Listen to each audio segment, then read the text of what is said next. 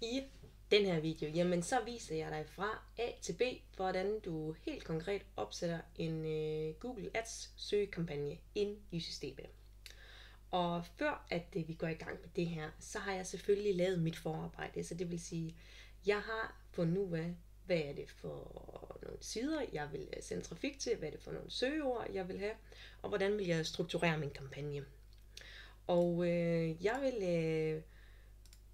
lige vise dig, hvordan jeg har gjort det her, hvordan jeg har struktureret det. Så jeg har en kampagne her, hvor at det jeg vil sælge, jamen det er sådan nogle online-programmer.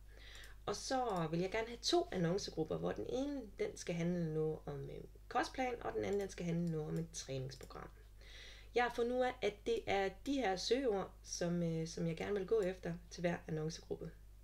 Der kommer vi lige til at gå forkert. Så den ene side, jeg vil sende trafik til og se, om der er nogen, der køber mit produkt, jamen det er den her side, som handler om en kostplan, hvor man kan købe sådan en 4 ugers kostplan her. Og den anden, det er sådan et træningsprogram her til nybagte mødre. Så det er altså de 2 sider, som jeg vil sende trafik til. Og det er altså sådan her, jeg vil opbygge det hele. Så nu springer vi egentlig bare ned i programmet, ned i Google Ads, og så tager vi det step for step. Så jeg starter med at gå ind på kampagneniveau, og så klikker jeg på ny kampagne her. Og så tager vi simpelthen bare det hele step for step. Til at starte med, så kan man vælge, jamen hvad er mit overordnede mål? Og det er egentlig bare noget Google de tilbyder, sådan at de lidt kan guide dig igennem, jamen hvad er det så for nogle ting, du skal skrive og huske osv. Men jeg vælger den her, oprette en kampagne uden vejledning og mål. Så det næste vi skal, jamen det er, at vi skal vælge, hvilken kampagnetype det er. Og den her video, jamen der viser jeg dig, hvordan at du skal opsætte en søgekampagne. Så det vil sige, det er de der helt almindelige tekstkampagner, når du googler noget, og så kommer der en tekstannonce ud i Googles resultater. Men der findes som sagt også en masse andre forskellige typer kampagner inde i Google Ads, alt efter hvorfor en type virksomhed man har. Så er man for eksempel en webshop, jamen så er det sådan noget som Performance Max eller shopping, som man i hvert fald også skal kigge nærmere på. Man kan også videokampagner, jamen det er alle de der små reklamer, du ser på YouTube, før du måske skal se en video eller efter, eller også nogle gange midt imellem, og det er altså inde i Google Ads, du kan sætte det op. Og der findes også en masse andre kampagner, men dem skal vi altså ikke igennem i den her video. Så vi trykker på søgekampagne. Og jeg har selvfølgelig sat mine konverteringsmål op, inden det er, at jeg gik i gang med det her, så derfor klikker jeg bare fortsæt. Og hvad er det så gerne, at du vil have folk til at gøre i den her kampagne? Jamen det er selvfølgelig, at de skal besøge dit website. Men hvis det var noget andet, jamen så kan man også vælge den her. Og så kan vi bare lige sætte vores site ind. Det har ikke så meget at gøre lige her, hvor vi sender trafikken hen. Så det her, det er mere for, at Google de lige ved, okay, hvad er det for en side, det handler om. Så vi kan også bare lige tage forsiden her, så de forstår det. Så skal jeg navngive min kampagne, så jeg kan skrive online programmer her. Men hvad du kalder den, det er sådan set op til dig. Så klikker jeg fortsæt. Og det her det er fordi jeg åbenbart har et eller andet gammelt noget, som aldrig har været aktivt, men jeg starter en ny. Så det første vi som bliver præsenteret for, jamen det er hvorfor en budgivningsmetode du gerne vil have.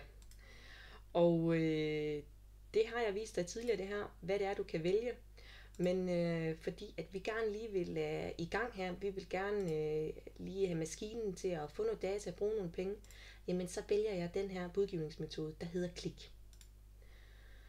Det er noget, du altid kan skifte senere, hvis det er, at du finder ud af, jamen der er masser, der køber, og jeg har nok data, jamen så kunne man måske overveje at vælge den her konvertering efter noget tid, hvis man kan se, jamen det er fint, jeg vil bare kun ramme dem, som har tendens til at købe noget. Det vil vi selvfølgelig alle sammen gerne, men til at starte med, der er det ikke sikkert, at du bare kan vælge den her, hvis ikke der er nok data på din konto, og så bliver du også nødt til at vælge en af de andre.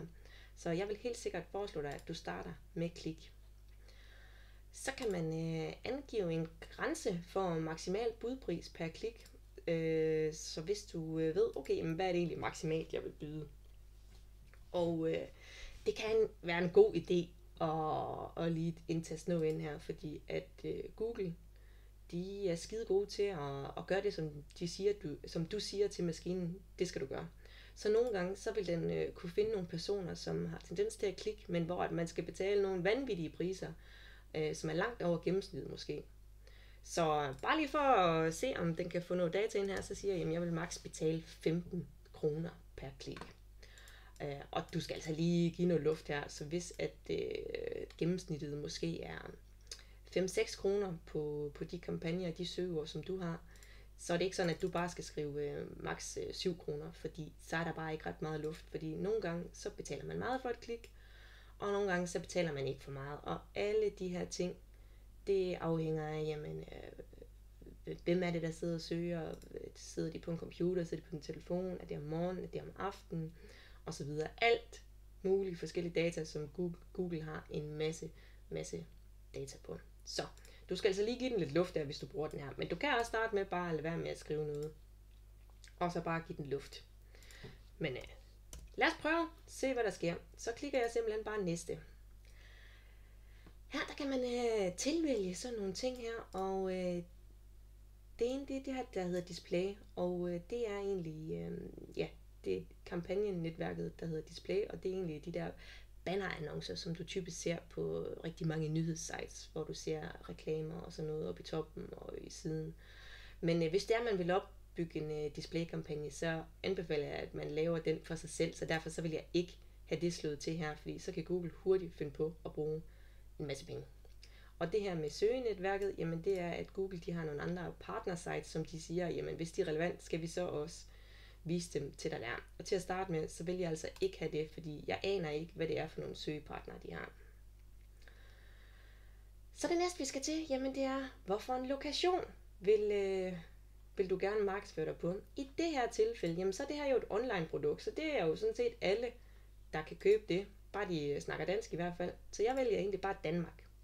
Men lad os nu sige, at du er en lokal håndværker eller noget i den stil. Jamen så er det måske en god idé, at du lige snæver dit område ind til hvor langt du for eksempel er villig til at køre. Så der kan du gå ind og vælge et område her. Så lad os bare sige, at jeg holder til i Aalborg, og jeg vil måske gerne køre sådan en radius af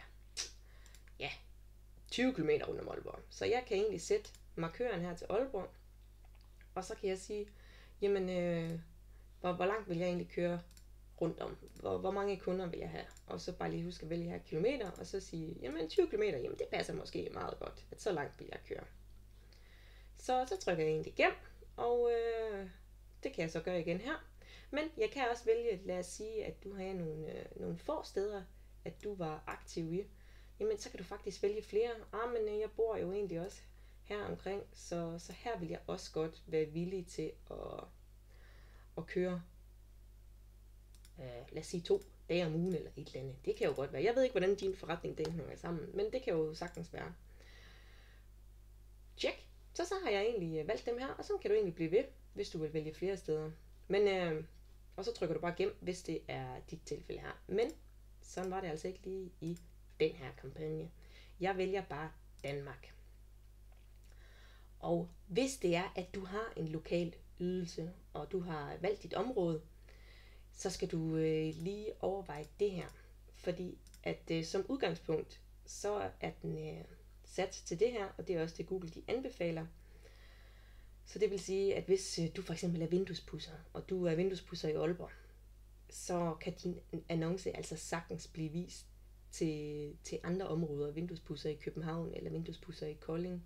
Fordi at det, du egentlig vælger her, det er det tilstedeværelse eller interesse. Og lad os tage eksemplet før med vinduespudsning. Jamen så har man jo interesse i vinduespudsning, også selvom man måske sidder i Kolding, men derfor er det jo ikke sikkert, at du gider at køre helt til Kolding. Så den kan altså sagtens ramme noget skrald, din kampagne, selvom at du siger det her. Så det er også derfor, at når din kampagne den først er i gang, så skal du altså ind og tjekke dine søgetermer og se, hvad er det helt præcis folk de googler. Fordi at selvom du indstiller det her, så kan den altså godt ramme ud over det. Men det skal jeg nok vise dig i en senere video. Så til at starte med, hvis du er lokal, husk at vælge dit område, og så tag og vælge den her, fordi så begrænser du lidt muligheden for, at folk de kan sidde i alle mulige andre steder, end det lokalområde, som du er i. Godt. Men jeg er i Danmark for det her eksempel, så det er super fint. Så skal du også angive sprog, og jamen, de snakker selvfølgelig dansk, og det vil jeg selvfølgelig anbefale dig at vælge, hvis du markedsfører dig på dansk. Det kan også være en god idé også at vælge engelsk, og det har egentlig noget at gøre med, jamen, den Google-konto folk de sidder i, hvorfor et sprog har de indstillet den til. Og nogle de har indstillet den til engelsk, selvom at de snakker dansk. Så god idé også at vælge engelsk her. Så kan man vælge målgruppesegmenter, og det er ikke så relevant i almindelige søgekampagner, fordi lige meget hvorfor en målgruppe de er i, når du byder på et søgeord, i det her tilfælde kostplan, eller træningsplan, eller noget i den stil, jamen hvis folk de aktivt går ind og googler det, så er jeg sådan set ligeglad med, om de er i den ene eller den anden målgruppe. Og sådan vil jeg sige, at det generelt er for søgekampagner, at det er ikke noget, du sådan skal tænke videre over. Det er mere relevant i alle mulige andre kampagner. Men hvis man gerne vil have sådan lidt data om folk, hvad er det egentlig for nogle typer, jamen så kan man sagtens vælge alle dem her til, og så bare bruge det her, der hedder observation. Så det vil sige, jamen så målretter jeg ikke aktivt efter dem, som er i de her forskellige målgrupper, men jeg observerer det bare. Og hvis man så aktivt vil sige, jamen jeg vil kun målrette mine kampagner efter dem, som er i de her målgrupper, så skal jeg så selvfølgelig vælge den her. Men til at starte med, så er det altså en god idé bare at vælge den her observation. Godt, det her, jamen det kan jeg ikke rigtig vælge på nuværende tidspunkt, så det lader jeg bare være. Så kan jeg gå ind og tjekke, jamen er der andre indstillinger her? Så der er for eksempel noget her, der hedder annoncerotation. Og det er, når vi skal til at skrive annoncerne, jamen skal Google så optimere efter dem, der er mest effektive, eller skal de bare optimere efter alle dem, der er på ubestemt tid? Så det er sådan lidt op til dig selv, hvad du vil her. Hvis du for eksempel gerne vil teste noget, virker overskrift B bedre end overskrift A, jamen så tag og vælg den her optimere ikke, fordi så kan du aktivt selv gå ind og se bagefter, hvad virker bedst. Men hvis du gerne vil have det her, så vedligeholdelsesfrit som overhovedet muligt, og du ved faktisk ikke rigtigt, hvor du skal kigge hen, og du gider faktisk heller ikke, så bare vælg den her. Godt. Hvis at det her for eksempel skulle starte på et bestemt tidspunkt, eller slutte på et bestemt tidspunkt, så kan du vælge en dato her. Men hvis det sådan er generelle ydelser, du er ved at sætte en annonce op for, så er det jo gerne noget, der skal køre hele tiden, fordi du vil jo godt have kunder ind i butikken hele tiden. Så jeg vælger ikke noget her. Yes. Du kan også vælge, jamen skal dine annoncer kun vises på bestemte tidspunkter? Det vil jeg ikke gøre i det her tilfælde. Og brandlister, det er også noget, man kan sætte ind. Også mest relevant, hvis du sælger nogle produkter, og hvis du er en webshop og noget i den stil. Så det er ikke så relevant her for søgekampagner. Så jeg lader egentlig resten være, så trykker jeg næste. Og så kommer vi til annoncegruppeniveau. Og som du så tidligere her, jamen så vil jeg egentlig gerne have 2 annoncegrupper. Så jeg starter egentlig bare med at oprette den her for den ene, som var den, vi kaldede kostplan. Så det sætter jeg egentlig bare ind her. Så Google vil faktisk gerne hjælpe dig med at finde nogle søgeord. Så du kan faktisk bare indtaste din URL her for den side, som du gerne vil sætte annoncer op for. Og så kan de faktisk hjælpe dig med at finde nogle. Så lad os da bare lige se, hvad de kommer af forslag til. Bare sådan for sjov skyld, jeg sletter lige alt det her, der var i forvejen. Det var vist bare noget, de har fundet tidligere. Og så siger jeg opdater. Så der kommer de med en masse her. Personlig træner og kostvejleder. Billig personlig træner. Ja, altså hvis det var fra hele min side, så var det jo måske fint nok, fordi det er sådan en træningsside her, det her handler om. Men lige for den her side, der er det altså ikke så relevant. Så der gider jeg altså ikke bruge noget af det her. Men hvis du nu var helt blank, og du ikke have lavet din søgeordsanalyse, inden du gik i gang, så kunne det måske være fint at starte med det her og få nogle forslag fra Google. Så jeg vil have brugt de her søgeord, som jeg har fundet tidligere. Så sætter jeg egentlig bare dem her ind her. Og så husk så, hvad jeg også har fortalt tidligere, at når du bare skriver det sådan her som ord, uden noget anførselstegn eller noget i den stil, så er det, at Google de vælger det, der hedder bred match. Så det vil sige, at så kan de altså godt finde alt muligt andet, som du måske ikke synes er relevant. Så derfor så sætter jeg det her i anførselstegn. Og det vil sige, at så bruger jeg det, der hedder sætningsmatch. Så det vil sige, at jeg byder på det, der hedder kostplan her. Men folk, de kan også godt skrive noget bagefter og før, hvis de vil det. Så de kan for eksempel måske skrive kostplan 1500 kalorier, eller kostplan 1200 kalorier, eller kostplan vægttab, kostplan muskelopbygning og sådan nogle ting. Så det er egentlig det, jeg siger til Google nu. Så det kan jo godt være, at jeg lige skal passe lidt på med det, fordi at hvis vi sådan lige kigger på min side her, jamen så handler den for eksempel kun om vægttab. Den handler ikke noget om vægtøgning eller muskelopbygning eller noget i den stil. Så jeg kan jo selvfølgelig godt risikere at ramme alt muligt, der ikke er relevant. Men det kan vi så aktivt gå ind og sortere fra senere, og det skal jeg også nok vise dig i en senere video. Men til at starte med, for eksempel skyld, så synes jeg bare, at vi skal holde den på det her, for at være simpel. Du kan også vælge at bruge det, der hedder exact match, og det er der, hvor du sætter søget i de her klamper, som jeg aldrig kan finde ud af at lave på tastaturet af en eller anden mærkelig grund. Men jeg kan egentlig bare lige google det her, og så skrive exact match Google Ads. Så tror jeg gerne, der lige skulle komme det her med de klamper her. Gør selvfølgelig ikke. Det er typisk jo, det gør det. Jeg kan bare ikke lige læse her. Der viser de et eksempel. Rød sko. Så ved du hvad, jeg kopierer bare lige det her ind. Og jeg skal selvfølgelig ikke skrive rød sko. Men så skriver jeg bare kostplan her. Så det vil sige, at ordet kostplan, det byder jeg også på i det, der hedder exact match. Så det vil sige, at folk kan kun skrive kostplan, og ikke kostplan til muskelopbygning her. Og så er det byder på. Så jeg tror faktisk, jeg sletter den der. Yes. Perfekt. Og hvis du har flere søgeord, så kan du egentlig bare blive ved. Jeg vil faktisk også gerne bare lige have det her ind. Kostplan. Vægttab, så vi også siger, at den vil jeg også godt have på exact match. Og det samme, det vil jeg også gerne have på køb kostplan. Så er vi ligesom godt dækket ind her. Yes. Super. Så jeg vil altså byde på de her søgeord. Nogle af dem er sætningsmatch, så det vil sige, at folk kan godt skrive noget både før og efter, men det er egentlig også for, at jeg kan få noget inspiration og måske finde ud af, jamen folk de googler også de her ting, og det vil jeg egentlig også godt bruge. Jeps. Så scroller du egentlig bare længere ned, fordi så kommer du til selve dine annoncer, og det er egentlig her, at du skal indtaste, hvad er det for en helt eksakt landingsside, som jeg vil sende folk til. Det var jo den her.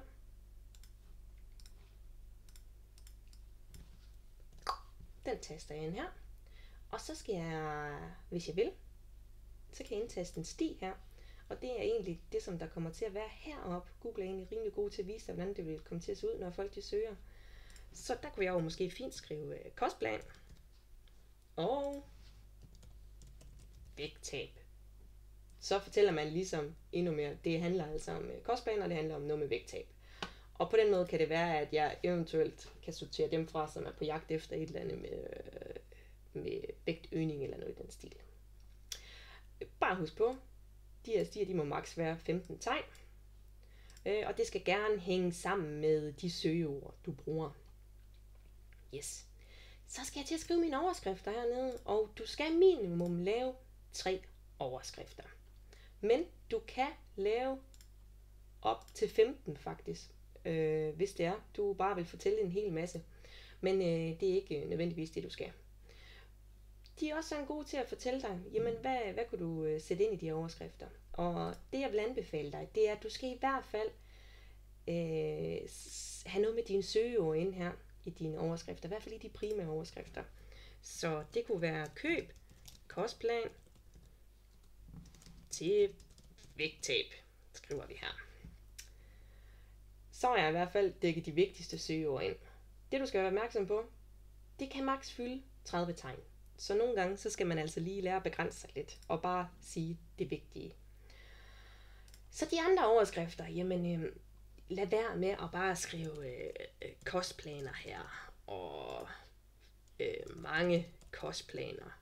Du ved, det her det er sådan lidt variationer af det samme søgeord, fordi så det bliver sådan lidt liumlarm, sludder for en sladder, og det er ikke særlig værdifuldt.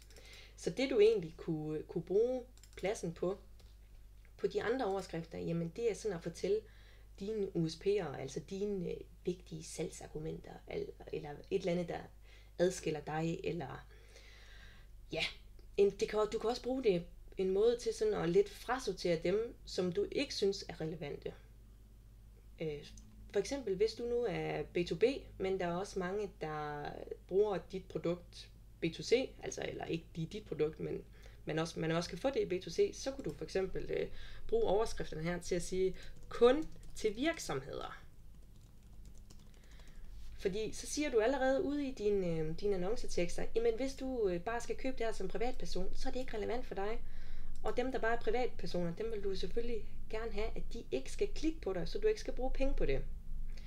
Jeg siger ikke, at der ikke kan komme nogle privatpersoner, fordi det man også skal vide, det er, at der er altså sygt mange, der overhovedet ikke læser det her. De googler noget, og så klikker de altså bare på det første og det bedste resultat. Men dem, der ligesom er i research mode, så er det her en måde til, at du også kan adskille og sortere dem fra, som ikke er relevant. Det kan også være kun til store virksomheder, eller et eller andet i den stil. Men nu er det her ikke noget med virksomheder at gøre, så lad os bare holde det til det handler om, nemlig kostplaner. Så jeg kunne for eksempel skrive pris fra, ja, nu hører det her ikke lige det, jeg bruger ret meget tid på, det er mest for eksempel skyld. Så jeg kunne måske bruge, yes, det var 219. Pris fra 219. Bum, så ved folk for eksempel, okay, men det her det er altså ikke noget, der er gratis, det er faktisk noget, du skal købe. Og på den måde kan jeg jo også sortere nogen fra her. Køb gode kostplaner, kan jeg skrive.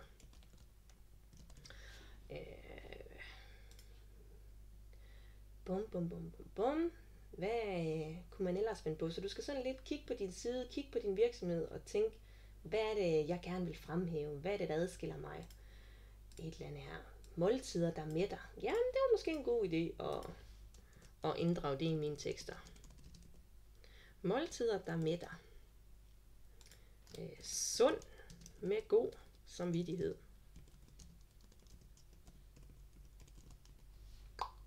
Yes, og så kan du egentlig blive ved. Så Google, de siger heroppe, om dine annoncer, de er middel, eller overmiddel, eller undermiddel. Og det skal du altså ikke tage sådan, som om, at det hele det bare skal spille 100%. Fordi det har altså ikke det at gøre, om folk de køber eller ej. Jo flere af dem her, du tilføjer, hvis du tilføjer alle 15, så vil Google helt sikkert sige god, eller noget i den stil.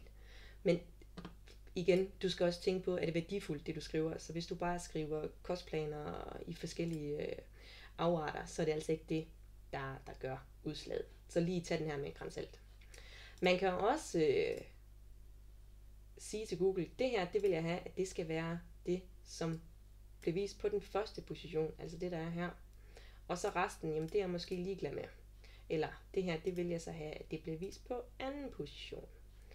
Og der kan komme op til 3 positioner her, altså op til 3 overskrifter, når dine annoncer de er live. Men det betyder ikke, at der altid er det. Nogle gange er det kun 2, der bliver vist, og det er altså ikke noget, du selv kan bestemme. Men op til 3.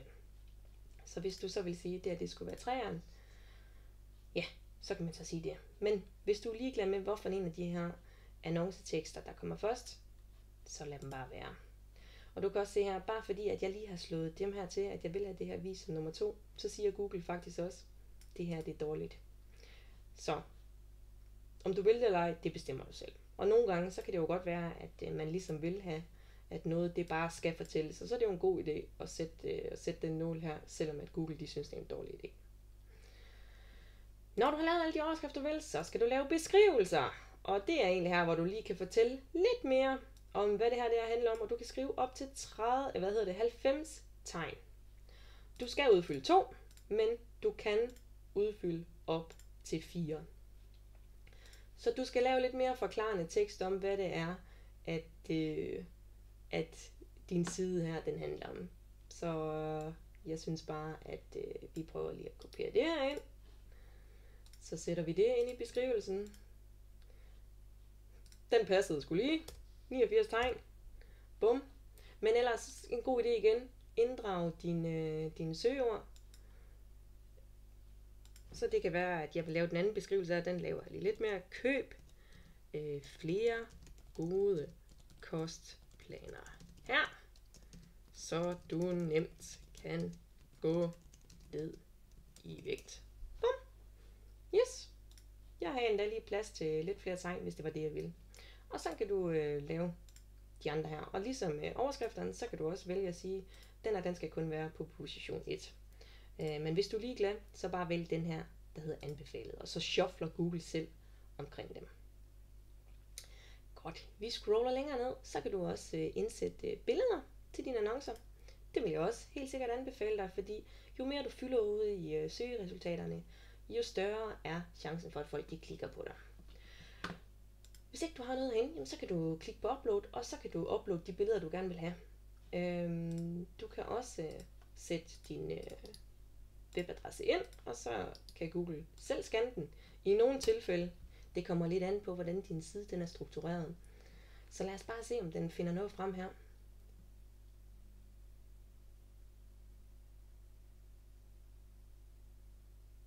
Ja, jamen det her det er nogle af de billeder, jeg har på selve hjemmesiden. Så ved du hvad, lad os da bare tage dem. Et af dem skal være kvadratisk, siger de her. Nu skal den lige load ordentligt. Så der klikker jeg egentlig bare på et af dem, og så kan man sådan selv scroll til. Det passer så ikke super godt lige til det her billede. Lad os se om det der. Ja, det er fint, selvom den ikke lige helt kunne load her. Jeg klikker lige her inde i dem, jeg allerede har uploadet, fordi at så er jeg lige sikker på, at der også kommer et kvadratisk billede. Der var for eksempel et her. Så har jeg i hvert fald et, der er kvadratisk. Så lad os bare gemme dem. Perfekt. Og så kommer de så også til at blive vist herude. Men igen, husk på, det er altså ikke sikkert, at det er altid, de bliver vist. Google har kontrollen. Så kan jeg også tilføje det, der hedder undersidelinks. Og det er sådan, hvis du for eksempel har andre vigtige sider, som du også gerne vil fortælle om. Så det er en god idé at udfylde dem, fordi at jo mere du fylder i søgeresultaterne, jamen jo større er chancen for, at folk de klikker på dig og ikke på konkurrenten. Så lad os bare lige oprette nogle her for de sider, jeg allerede har åbnet. Og så kan jeg, det er så ikke her, det er så der, jeg kan skrive teksten. PowerMorgen-program kan vi kalde den her. Og så kan jeg bare skrive et eller andet her igen. Det skal du selvfølgelig bruge lidt mere tid på det her. Men vi går det bare igennem hurtigt her. Køb program. Yes. Og så kommer de så til at blive vist herunder. Og dem kan du udfylde nogle stykker af. Du skal gerne have udfyldt 4. Så udfyld lige alle sammen her. Og når du har gjort det, så trykker du opret. Yes. Du skal have mindst 2 undersidelinks, siger den her. Ja, du kan udfylde op til 4, men du skal have 2 til. Så lad os da bare tage en til. Vi tager bare lige for den her side også, når vi har den åben. Bum, bum, bum. Jeg håber ikke, den slettede den anden. Kostplan. Yes. Køb kostplaner.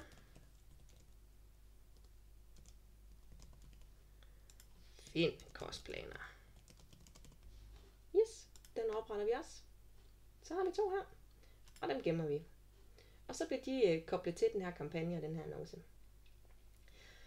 Så kan man også tilføje noget, der hedder infoudvidelser. Og det er egentlig sådan lidt, hvis du vil fortælle lidt mere om dig selv. Det her, det er nogle gamle nogen, jeg allerede har indtastet for noget tid siden. Men den er nok tom, hvis du starter helt fra scratch. Så der kan du tilføje ny. Så det kan være, at du skal sådan se det som, kan jeg lige få lidt ekstra tekst her på, noget som jeg synes er vigtigt at fortælle. Så det kan være, at jeg vil for eksempel skrive ekspert i vægttab. Fordi det fortæller et eller andet ekstra om det her, det handler om, og det er det, jeg gerne vil fremhæve. Det kan også være mange års erfaring.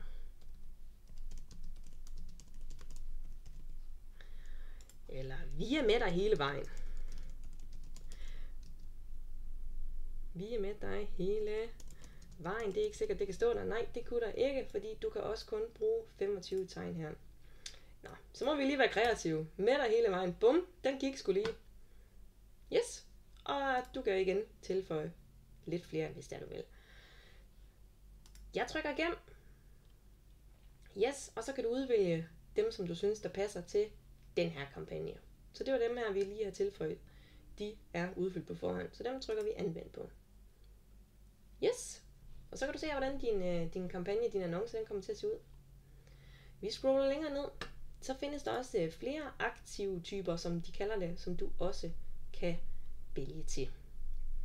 Der er noget med priser, noget med promoveringer, formularer osv. Hvis du har nogle priser, du kan vise, så er det selvfølgelig fint. Men ellers, ja, så er det ikke altid, man lige kan bruge det her. Men hvis du er en konsulentvirksomhed eller noget i den stil, jamen så kan det i hvert fald være en god idé at tilføje dit nummer her. Fordi så folk, hvis de bare vil ringe til dig med det samme, jamen så kan de gøre det direkte ude i søgeresultaterne. Så det er en god idé at vælge at tilføje dit telefonnummer her. Så bare husk selvfølgelig at vælge dansk, Danmark, og så skriver du bare dit telefonnummer her. Så kan du også vælge, skal det her kun passe på den her annonce, eller skal det være på hele kontoen? Så som udgangspunkt, jamen så er det jo det samme nummer, du har til hele din konto og til alle dine kampagner. Så er det bare at vælge den her. Og så trykker du gennem. Yes. Perfekt. Jamen, så er vi sådan set ved at være done med den her annoncegruppe. Så jeg klikker på næste. Så skal jeg vælge min budget. Og Google, de giver dig lige nogle forslag her. Hvis din konto er helt tom, så kan du ikke bruge det til ret meget. Men så tag og tryk hernede i angiv budget, og så tænk, hvad vil du give om dagen? Så lad os bare sige 50 kroner. Yes. Næste. Og så skulle din kampagne gerne være klar til udgivelse. Hvis der så er nogle fejl, eller et eller andet, du har glemt, så skulle der gerne komme sådan nogle røde tegn, eller noget, her på de forskellige indstillinger, og så vil du kunne gå tilbage og rette det. Jamen, den er sådan set klar. De siger lidt af advarsels med budgivningen, men de skal ikke bestemme, hvor mange penge jeg skal bruge, så lad os bare trykke udgive kampagne her. Yes! Så det der sker nu, det er, at Google, de bruger lige lidt tid på at gennemgå dine kampagner. De siger selv her 1 til 2 dage. Men jeg vil sige, oftest så synes jeg altså, at de plejer at være hurtigere til det. Så tag og tjek din konto allerede i morgen og se om ikke der er kommet noget i gang. Og så skulle du gerne begynde at få nogle eksponeringer, så det vil sige, at folk, der ser din annonce, og selvfølgelig også, at folk de begynder at klikke på dig. Men vi er ikke helt færdige endnu, fordi hvis vi går tilbage her, jamen så har jeg jo kun oprettet annoncegruppe for den ene, eller jeg har kun oprettet en annoncegruppe her for kostplan, men jeg skulle jo også gøre det for træningsprogrammer. Så det jeg gør nu, det er, at jeg går ind på min kampagne, hvis jeg kan snakke rigtigt. Så finder jeg den her, yes, og så ser jeg så den ene annoncegruppe her. Så nu vil jeg gerne oprette en til annoncegruppe. Så jeg klikker på plus. Og den anden her, den kommer vi til at gå rimelig hurtigt igennem. Fordi nu ved du, at jamen, du skal skrive dine annoncetekster, du skal indtaste dine søgeord og alt det der. Så det går vi altså rimelig hurtigt igennem den her gang. Bum, bum, bum. Gem og fortsæt. Men husk selvfølgelig at skifte URL. Super, super vigtigt.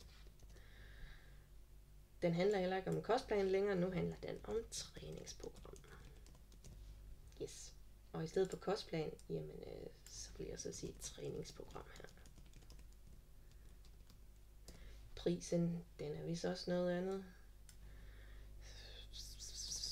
3,25, bum. Ja, skriver lige her. Så det passer til den side, jeg selvfølgelig vil sende folk hen på. Godt. Vi sletter dem her. Der er 3, som der skal være. Det er det vigtigste. Beskrivelser. Ja, det er ikke. Den her, den skal vi lige ændre. Køb flere kostplaner. Det passer ikke, så vi skriver træningsprogrammer til nybagte mødre. Bum. Yes, perfekt. Hvis ikke du ændrer billederne, jamen, så beholder den egentlig bare dem fra før i den anden annoncegruppe, som du har oprettet, men ellers så kan du også ændre dem. Underside links, der beholder den også dem fra før, men tag også bare beholde dem. Jeps, så der trykker jeg bare igennem og fortsæt. Så hurtigt kan du egentlig oprette annoncegruppe 2. Det er første gang, du opretter det her, at det kommer til at tage noget længere tid. Men når du først er i gang, så kan du faktisk komme hurtigt videre. Så nu har jeg faktisk 2 annoncegrupper kørende. Og så er der ikke andet for at gøre, end at vente på, at Google de godkender det. Og så skal vi rette til derefter. Men det bliver i en anden video. Så held og lykke med at opsætte din første kampagne.